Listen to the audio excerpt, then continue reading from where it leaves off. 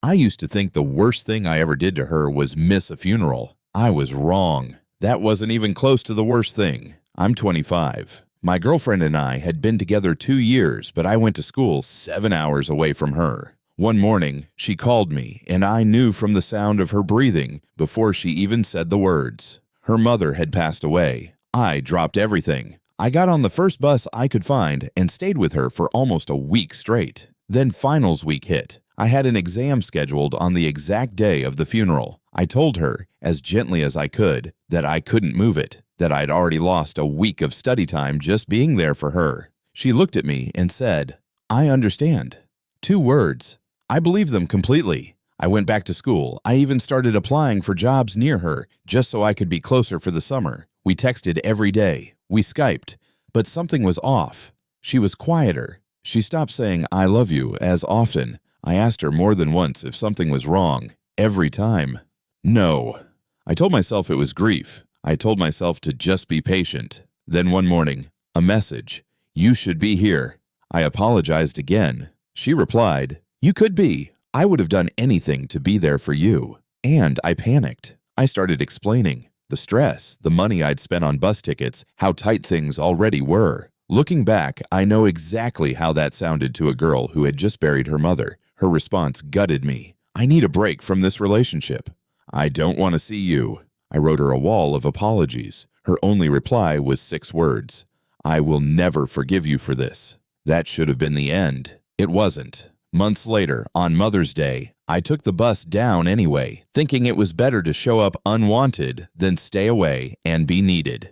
We talked. Things seemed better, almost.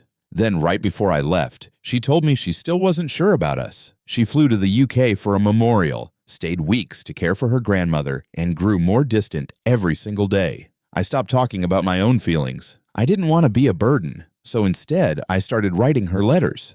Actual letters, in a journal, every time something built up inside me that I couldn't say out loud. For a while, it worked. She came back. We tried again. We even went to a wedding together, and for one night, it felt like we'd made it through. Then she asked me a question I wasn't ready for.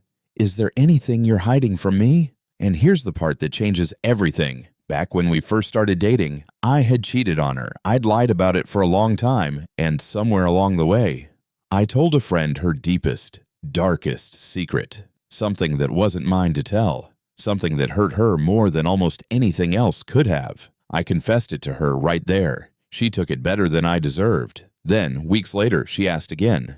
Had I told anyone else? I had. A roommate, too. That was the moment I actually lost her. Not the funeral, not the exam. This. She stayed upset for days, said she forgave me, and for a while, things almost felt healed. But one night, she asked me straight out how I thought we were doing. I said it felt cold, but improving. She went silent. Then she asked to Skype. We ended it that night. She told me I'd been the perfect boyfriend those last few weeks. She said the relationship was healing, but she wasn't. We're trying to be friends now. It's been 2 weeks. She wants that. I want more than that, if I'm honest. But I know this one's over. I just don't know if I even deserve to be sad about it.